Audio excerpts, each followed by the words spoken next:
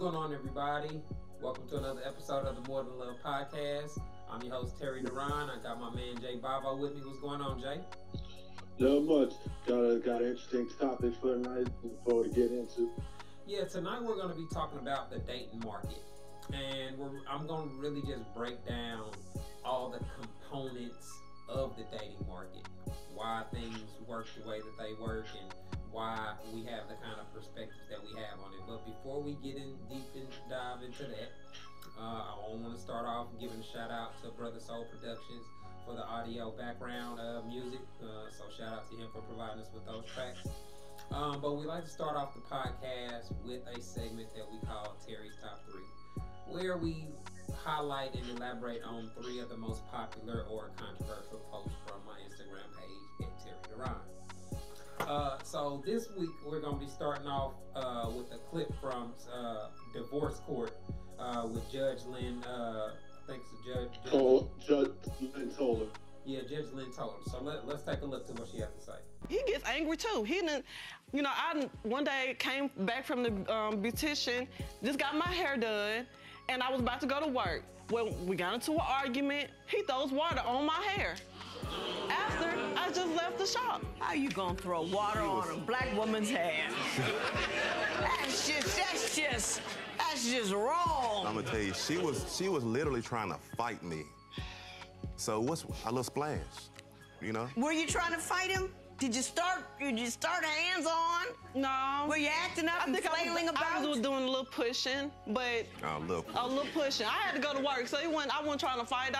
You were just trying to tussle with him. Yes. Now, Miss Hall, you can't be tussling with me. First of all, look at him. He accidentally pushes you away too hard. You got an issue. That's number one. And number two, it's illegal for everybody. Now, I like the fact that she held her accountable and called her out for her behavior, her role in the situation. But I wanted to talk about this video because it shows what men experience. How women will be the sole cause of a situation, and they will spin it to the public in a way that instantly makes them the victim and instantly garners sympathy from the public.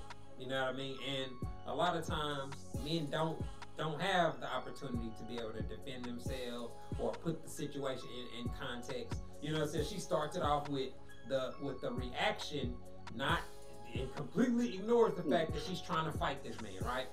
You know what I mean? Like, so it's stuff like this that make it very difficult for men, and why women always saying, you should just talk to her about it, or you should just communicate about it, as if that's an easy thing to do.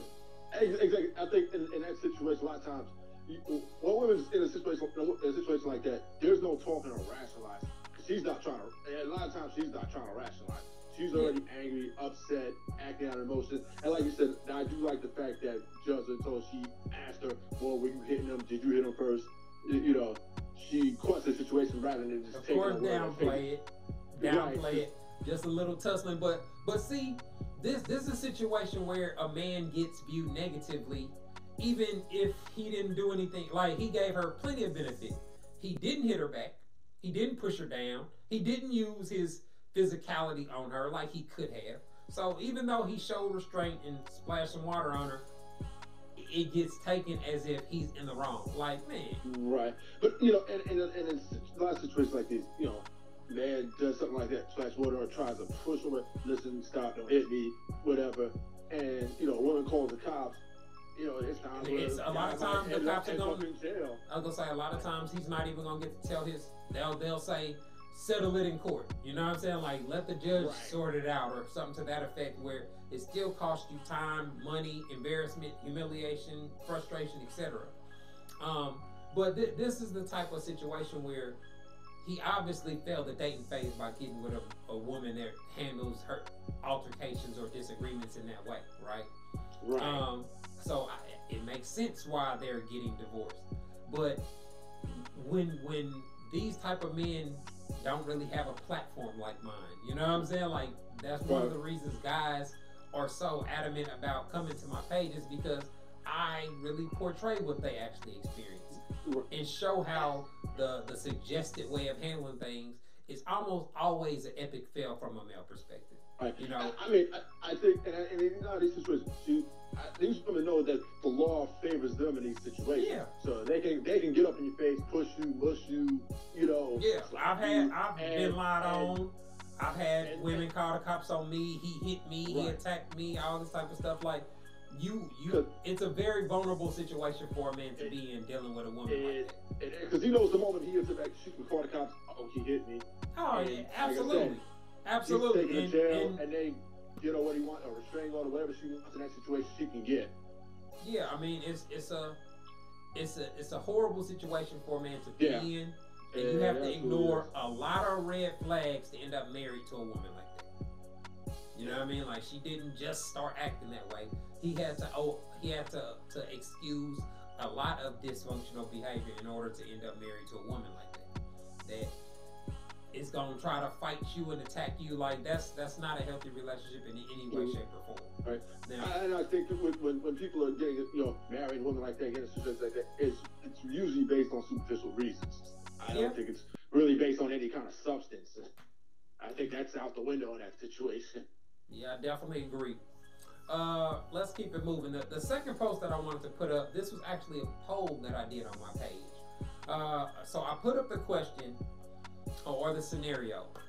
A woman goes through her man's phone and sees a text to a friend saying that he's tired of dealing with her attitude and is no longer in love. Is she more likely to respond with anger or hostility, or by trying to fix her attitude? And 87% of people, male and female, voted that they think the woman would most likely respond with anger or hostility. And to me, I totally agree. But that just goes to show you how counterproductive or how unproductive a lot of women handle situations, right? In order for a woman to be sneaking through her man's phone, she has to lack trust or have some level of insecurity to start with, right? But when you say that, when you identify that fact, those women get defensive. They don't mean you insecure. It don't mean that. Like, yes, it do. It mean a secure person doesn't sneak and go through their partner's phone to read their text messages or whatever. And they especially don't read some information that is directly expressing that they have a serious problem with your thinking or behavior that has caused them to no longer love you. They don't handle a situation like that with hostility. That's an opportunity to try to salvage the relationship or fix the situation. If you're smart, if you're going to go through your partner's phone to snoop and try to look for negative information, why wouldn't you take some information that can improve or change the direction of your relationship and take that? You see what I'm saying? Like, so the fact that this is a couple hundred people that responded to this, male and female. If the overwhelming expectation is a woman's gonna instantly get mad and go off and find some reason for him to be wrong for expressing his thoughts and feelings to somebody else, you know what I mean? Like, as if that's a problem, as if that we don't all have the ability to talk to other people about what we dealing with, what we feeling, what we thinking, etc. Well, I don't think there's anything wrong with talking to other people. You know what I'm saying? Yeah, I mean, obviously you're probably looking for a different opinion, different take, different ideas that you could take in. I mean, sometimes you can just be expressing yourself. The only problem, what's good, Jay? What's going on? You can be like, man, I'm frustrated with such and such. You know what I'm saying? Like, you can be getting something off your chest. Everybody needs the opportunity to vent. You know what I mean? Yeah, and sometimes when you angry or you just argue with your girl, you might text something to your partner that you may not actually mean. You know what I'm saying? Exactly. And I think that happens in a lot of relationships where you say something, maybe you're angry, frustrated, whatever, and you say something that you probably don't mean or you later go on to regret. Right, and that's another reason why it's so problematic to go through somebody's phone and then try to confront them or try, like, my rule of thumb with going through somebody's phone is like, listen, if you think you're gonna see something that you don't want to see, you probably shouldn't have been going through that person's phone in the first place. Exactly. That's how I feel about that. What it does is it causes the person is already insecure, so they take any information that makes them feel any type of way and instantly look at it from a negative perspective. You know what I mean? Exactly. And so it's just it's a problematic situation whenever you're dealing with somebody that doesn't respect your privacy and your ability to be able to express your thoughts and feelings with other people you care about and trust. And I feel like, listen, if you feel the need that you have to constantly go through somebody's phone and go through their privacy to find stuff out, whether you do or you don't, what is that means you don't trust? So what is the point? What is the point of that relationship? You got to do all that. What's the point of dealing with that person? That's how I feel about that. That's the exact point that I make. Like if you have to follow behind somebody, or the only way you can be comfortable in your relationship is by monitoring them or trying to control what they do, then you are setting yourself up for an unhealthy relationship. You're never going to be happy like that. You know what I mean? Like, so Right. those people tend to lack self-awareness. Exactly. And at the end of the day, listen, like yeah, we've said it on hundreds of shows. There's no way to cheat-proof a relationship. If that person wants to go cheat, they're gonna find a way regardless. Right. You definitely can't stop it from happening, but you can create an environment or foster the type of relationship where a person feels like it's not working, where they have the opportunity to cheat and they just choose not to because of how they feel about the relationship, etc. All right, and let's keep it moving. This actually kind of ties into the third post as well. This is another example of insecurity or control. Now, this is the post that I was sent. It says, question: I have a female I've been friends with for a while. My girlfriend has never met her or interacted with her in any way whatsoever, but says she doesn't like her and wants me to cut her off. What do you think? Now, in situations like that, you know, I saw a lot of the comments saying things like, well, if they never met, that's his fault. Like they instantly find a way to make the man wrong.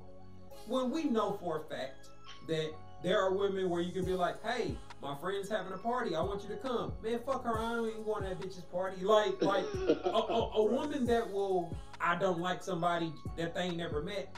You think they're receptive to hanging out with them or them being invited to get-togethers and whatnot? No. I know situations where that's not the case. You know what I'm saying? Like, I've seen lots of women that have a problem with another woman just because somebody she fucked in the past. You know what I'm saying? Like, they're petty like that. They're mad she fucked somebody that my homegirl used to like. You know what I'm saying? Like, all kind of dumbass reasons why women dislike other women or have drama between them. You know what I mean? Like, so a man that would allow a chick that he's dating to just make him cut off all his friends and he ain't done nothing without having a valid reason, that's a man that's setting himself up for a horrible relationship. That's setting a horrible precedent. Because you know she doesn't like people that she hates people that she doesn't even know or never met.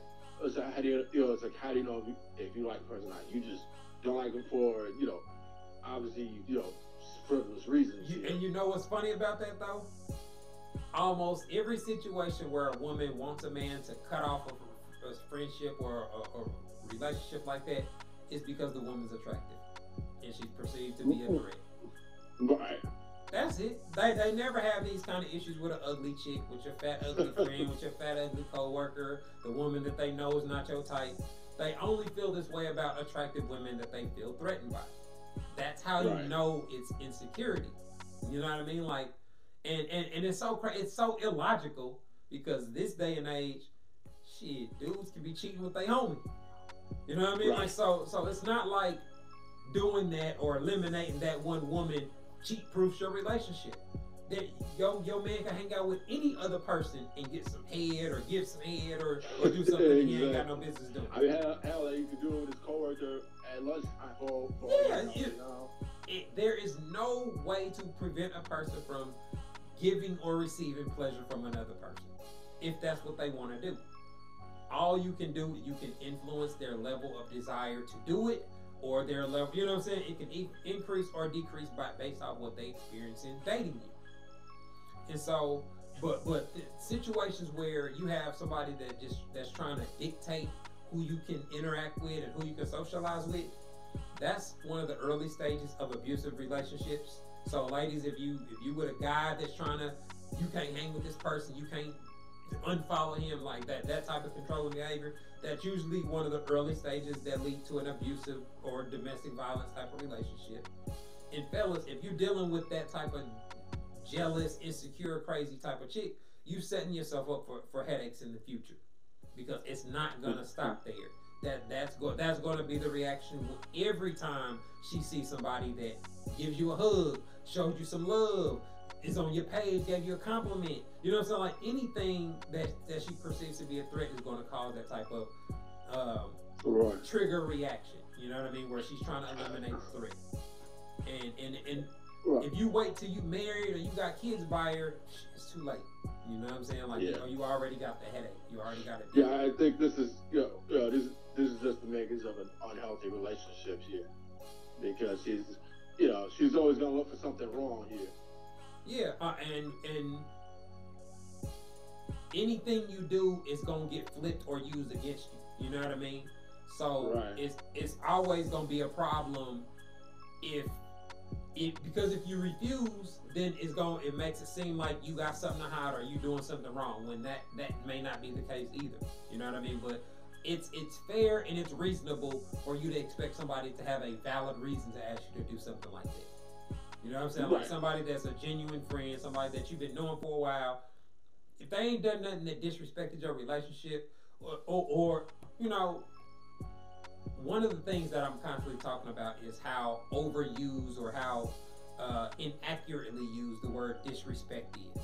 You know, anything a man does that a woman takes issue with or makes her feel some type of way gets called disrespectful, even when they can't even explain to you where there's a lack of respect. You know what I'm saying? Like just having a different perspective on something or a different feeling. A lot of women will feel like, I don't do that. I don't have pictures of my ex. I don't have this. Like they'll use their personal feelings or their personal perspective on something to mean. And if your behavior differs from that in any way, to them you're wrong. You know what I mean? And that's very problematic when it comes to dating and trying to maintain. Right, because this is if we're just looking at from a practical perspective here, it's just nothing practical about it. It's just problematic behavior, and like I said, in the long run, this will end up being a dysfunctional relationship. I definitely agree. All right, man. We're about to get into our trending topic. Now, this is something I've been seeing all over on my timeline.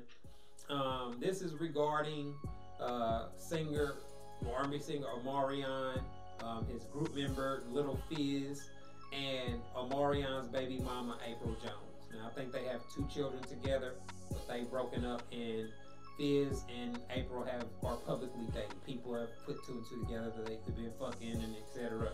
And so it's become a big thing. Let's take a look at Omarion being asked about it.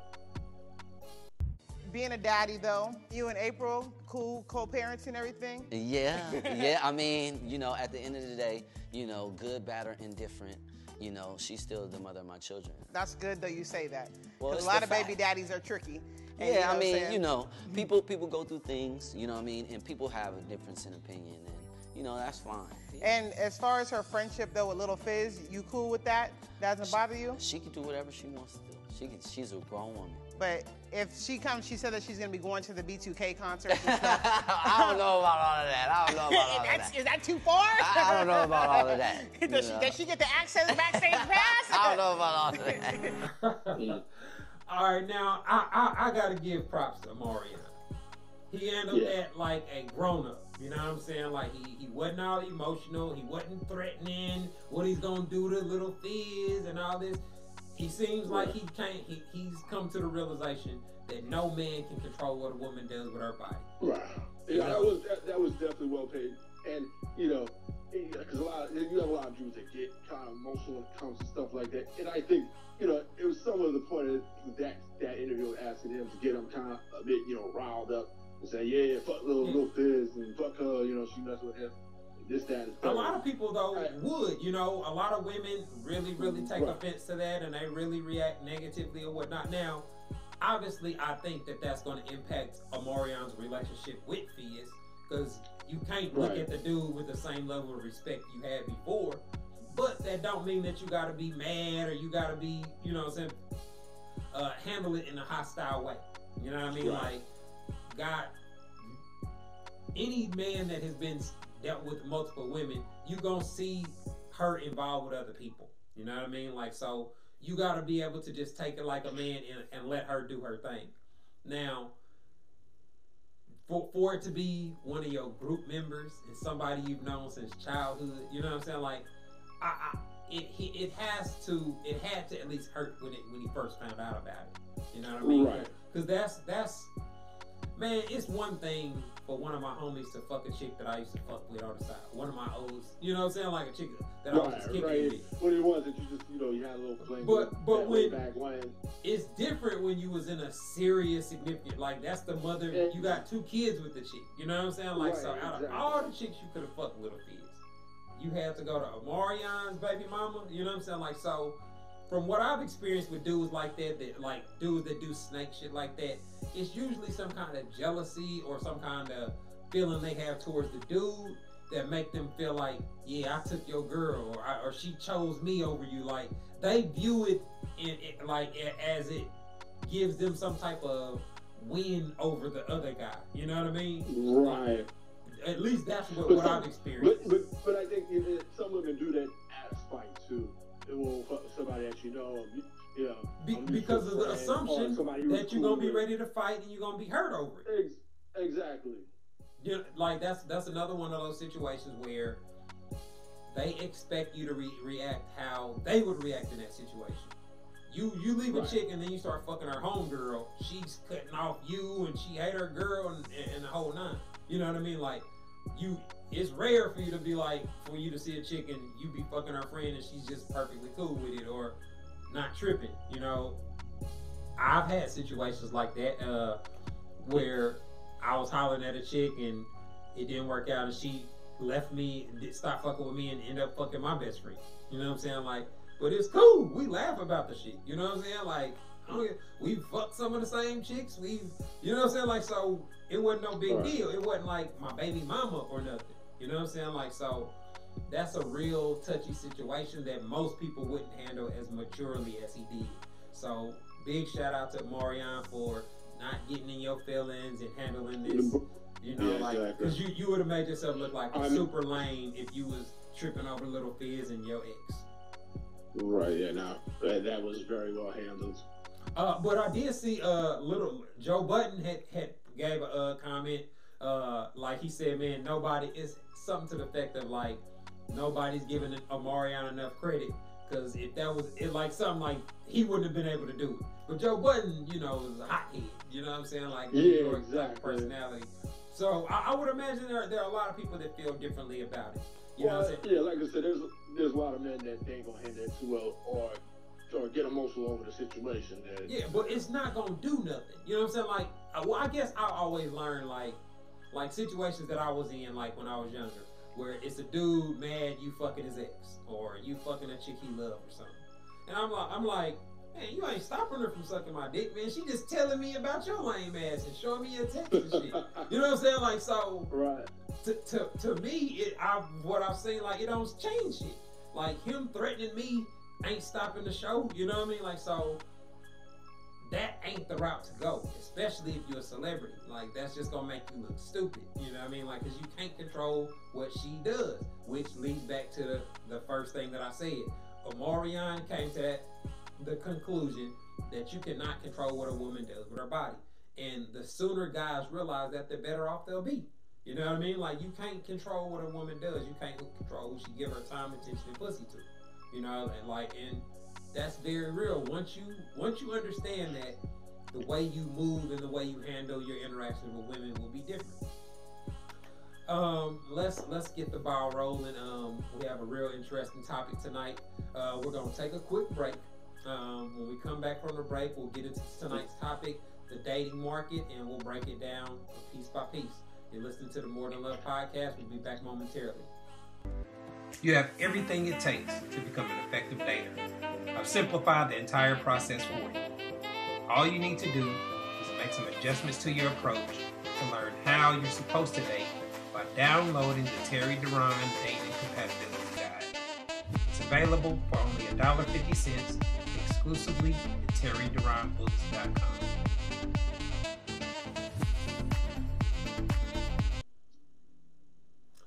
All right, everybody, welcome back to the More Than Love podcast. Tonight we are talking about the dating market. And I really just wanted to take an episode where we break down the different terms and what each things mean, because we often see that we have a lot of analogies where dating is compared to a shopping market or a consumer market. You know, we see women know your worth, and I know my value, and we have all these type of things. And dating does translate to a shopping market in a lot of different ways. So today I wanted to just give an insightful perspective on how those two things correlate and translate to one another. So I wanted to start off with the definition of a market. A market has two definitions, right?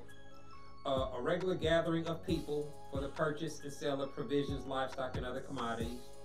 And then it says an area or arena in which commercial dealings are conducted. So that's what we're talking about when we're talking about a consumer market, where you got goods and services that you sell for money, etc. Now, I came up with a definition of what I want to describe as the dating market.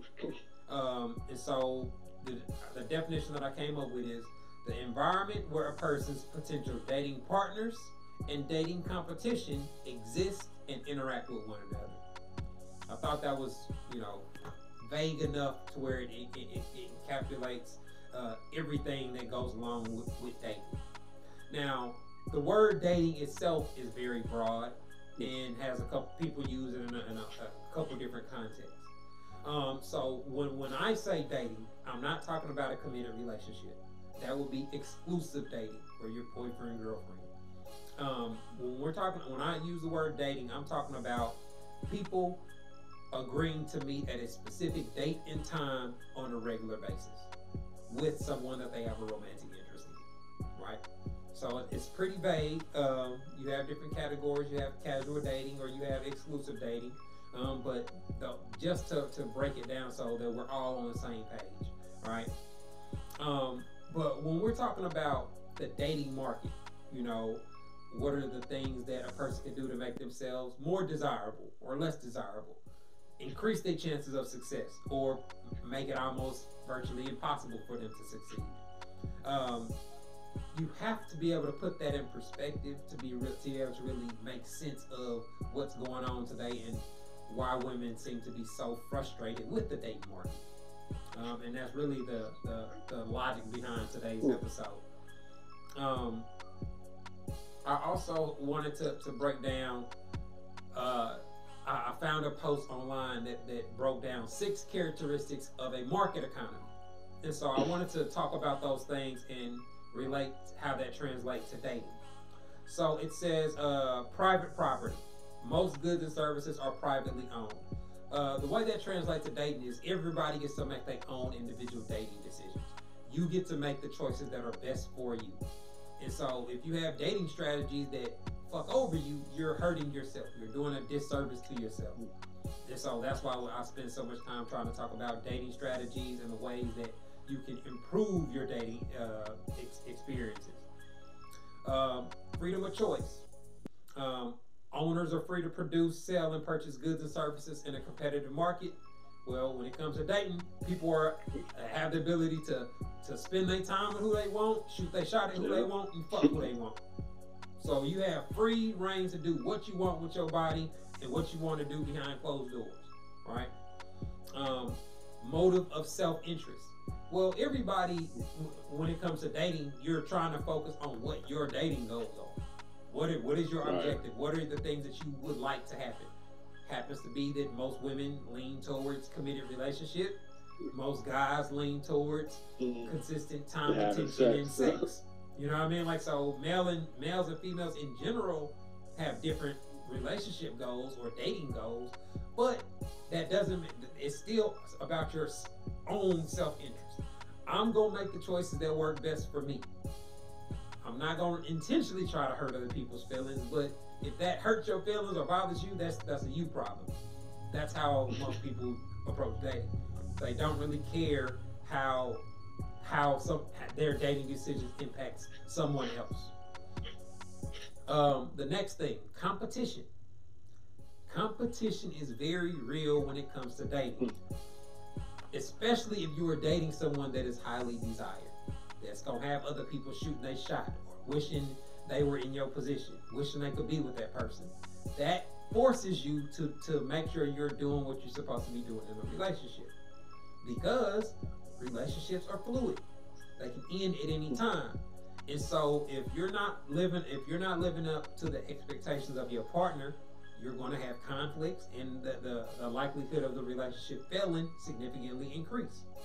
So that's why it's so important to make sure that the person you're dating has realistic expectations. They're not expecting you to act like some fictional TV character. They're not expecting you to operate in a way that is illogical or impractical. You have to have these type of discussions to figure that type of stuff out, because those are the things that cause arguments. Those are the things that cause a person to beef with you or feel like you wrong for doing something. It usually has to do with what they expected out of you. Let's see, what was the next one? The next thing talked about the system of markets and price. Basically, how the market operates is basically off of supply and demand. The more desired something is, the more people are willing to spend or do to get that particular item. And so those are the things that kind of translate to the dating world, because the way men and women date or choose who they want to give their time to is real systematic. There's a pattern of behavior that you see when it comes to dating. People meet, they start talking, they start kicking it. That's why we can label the different phases of dating, etc. That's why we can talk about things that are known to work and lead to success, and things that significantly decrease your chances of ever getting to a committed relationship or setting the foundation for a healthy relationship. Right. You're right. And like you said, dating is like a supply and demand type of market too in the dating market. Yeah. Women more so desire based on looks, while men are desired based on how much money they make and how that's what a lot of their success is based on. Well, yeah. As far as the dating game goes. Well, yeah. Man, the dating game is really complicated, right? Because people have different agendas. Some people's agenda is to be in love and be a hopeless romantic and just be in a euphoric love state. Some people is security. Some people want to have a healthy relationship. So you have different people with different goals and agendas. Right. I mean, there's definitely different layers to the dating game here. Yeah, and so when we're talking about supply and demand, how does that impact dating or at least with my content? Well, supply and demand matters because the men that women really want to be with, that have the credentials that women look for in men, that are gonna be good husbands, good fathers, got good jobs, are responsible guys, that are not abusive, you don't have to feel threatened by, etc. The men that really meet that category are really rare. The men that check all the boxes are rare. You know what I mean? Like, so when you talk about supply and demand, there are a lot more women that have the capability to be good husbands, good wives, and good mothers.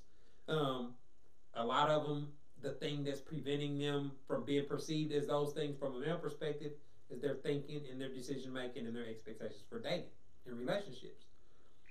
If we can correct some of those things, we can tweak some of those things, a lot of those women in that pool would get elevated to wifey status. But the way that they think and operate, the way that they approach dating, oftentimes prevents their dating situations from getting to that point. And it's that way because the men that are successful with dating have a lot more experience dating than the typical woman. Men have to do more to be successful at dating. They have to shoot their shot at more women. They have to deal with more rejection. They've had a trial and error learning curve since they was teenagers. Right. Well, because in most situations, it's the guy approaching the woman as opposed to the other way around. Right. And so women have a really limited role in the dating aspect. They just choose from the men that approach them in most instances. Most women are not shooting their shot or going out their way to because they're adverse to the rejection. So they take the approach that gives them the least path of resistance and exposes them, gives them the least opportunity to face rejection head on. You know, where that's just part of the game from a male perspective. You know, smart men try to seek rejection. I ain't gonna, that's a bad way of wording it. They don't seek rejection, but if you're not interested, we want to know sooner rather than later. I want to know up front that you're not that I'm not your type. I'm not tall enough. I'm not, you know, like, let me know that you're not into me as soon as possible so that I can stop wasting my time. Right. I think from a male's perspective, I think men, and what we kind of spoke about this a couple of weeks ago, with what's his name, the sophisticated arrogance. You know, men with the abundance mindset don't necessarily care about rejection. Yeah. Okay, if they're not interested, okay, I'm going to talk to the next one, and the next one will be interested. For everyone that's not interested, there's probably 3 or 4 more that are. Yeah, that are. You gotta shoot your shot, and if somebody's not interested, you gotta keep it moving. Sitting there, trying to convince her to give you a chance, convince her to change her mind, like that works for some dudes. But to me, that's begging a woman to be with you, put you in a situation where she has less invested in the dating situation than you do, and the way marriage laws and child support is set up, you're setting yourself up to almost guarantee a L. And I think that's the point I was making. I think that's a lot of men with a scarcity mindset thinking that's the only woman out there. Well, that's the best they can do. So I'm gonna, if she's not interested, I'll try to win her over. I'll try to make her interested. Right. That's the good guy method. That's not that effective. The next thing that I wanted to talk about, though, I wanted to touch back on the free choice. Free choice means that everybody gets to make their own dating decisions. And so what I see on my page is a lot of women try to tell men how they should date, what they should care about, how they should choose their women. And honestly, that's something that women will never be able to tell men to do. Men are the ones that get to decide who they give their effort to, who they give their attention to, right? She may not give it back. He may get rejected, but he's the one that gets to decide that. He's the one that gets to decide who he commits to or who he marries, etc. And so when you're talking about a market system, the way that translates to a shopper's market, men are the ones shopping. Women are the storefronts. They're the stores. They're the ones that are on the market selling themselves, trying to get chose. They're looking for men that want to be with them, want to commit to them, want to marry them and have a family with them, etc. And so since men are the shoppers in the dating market, they're the ones that get to decide who they spend their energy on. If he decides that you're not interested enough for him to keep calling, he's not going to call. He's not going to text. He's not going to care what you say. You know what I'm saying? He's not going to care how you feel about it. Right. He's not going to invite you on another date if he didn't enjoy the first one. And so that's the part of the free choice that you have to keep in consideration. And that's why attitude and personality is so important. Yeah, every attractive woman can get men that want to fuck her and will tolerate her attitude or her behavior long enough to fuck with her, at least temporarily. But if your goal is not to just have temporary flings, if it's to have a long-term relationship, then you're going to have to operate in a way where a person enjoys being around you, where they look forward to spending their free time with you, time that they could be doing anything else with. They choose to go out of their way to make sure they're doing it with you. You know what I mean? Like, that's the part of it that it seems like a lot of women overlook. Because when you see their perspectives, you see how they feel about their perspectives on men, it's like they don't view men in a positive light, and they don't operate in ways that will make dating them be a pleasant experience for a man. So it's like, how do you ever expect a man to want to wipe you up if he's not enjoying your companionship? You know what I mean? Like that. And for a guy that's successful with women, I don't think he's just gonna go for that. Just hang around. If he doesn't feel like this is gonna be a good, healthy relationship. No, you're absolutely right. And that this ties into the next thing that I wanted to talk about, the word value. Value, when you're in a market system, value is what somebody is willing to pay for something.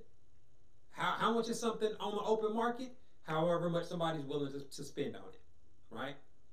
If somebody's willing to buy a watch from you for $3 million, then that's the value of the watch.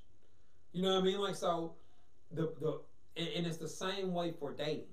Women don't just get to go around telling, "Hey, I'm wife material. Hey, I'm wife material."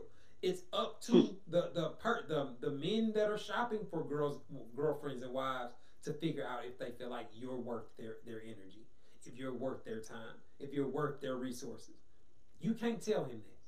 You can scream and shout what you feel your value is, but when it comes to a market system, that's not something that you actually decide.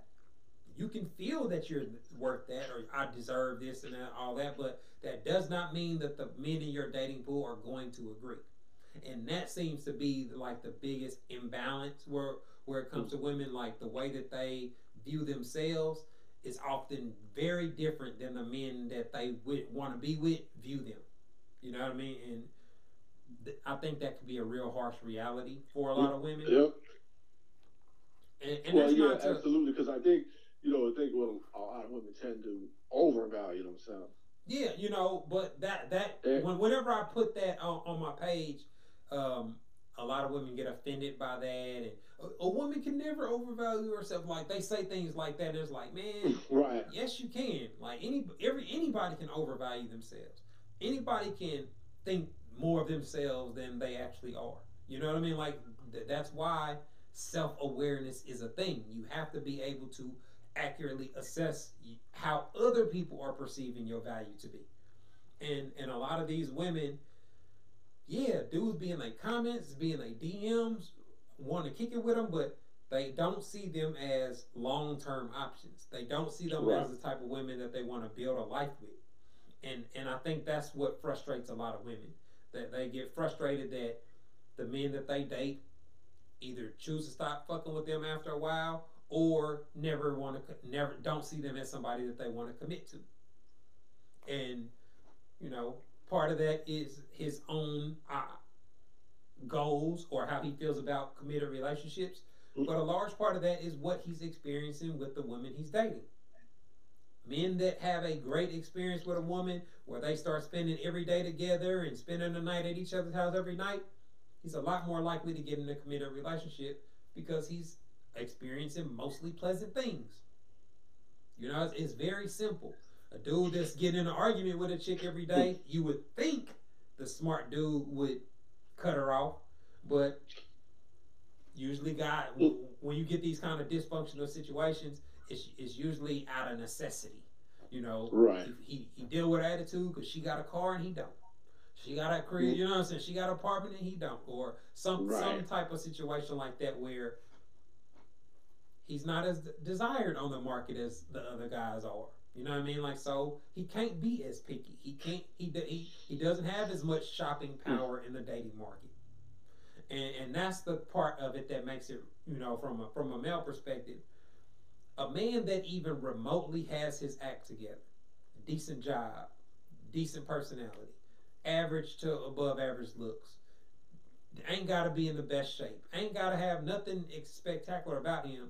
A man that is just average or above average in all the major categories is going to be extremely successful in the dating market. That's like a person with great credit.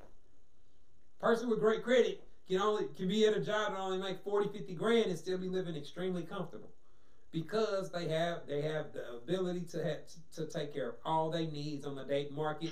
In any unexpected situation that come up, they can handle it. It's very similar for the men that have their lives together.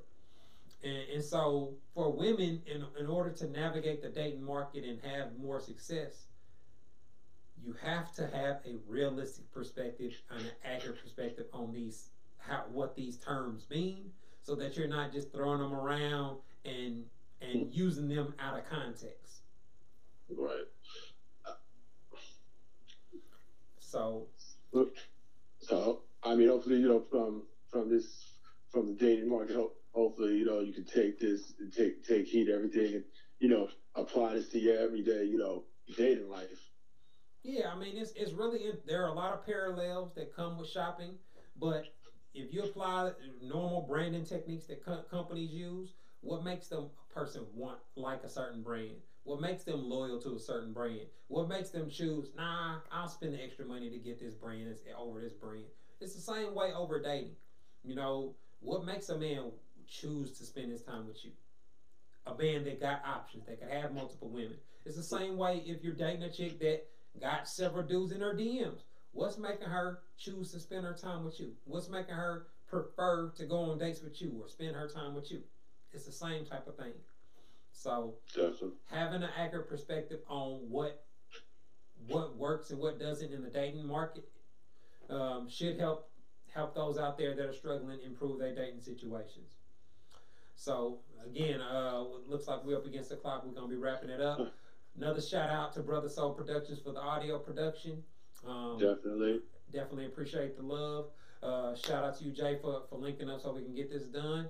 And all of the supporters, make sure you keep telling your friends about the episodes, share the podcast, etc., so that we can help build awareness around the world. So this has been another episode of the More Than Love podcast. Thanks for tuning in. All right.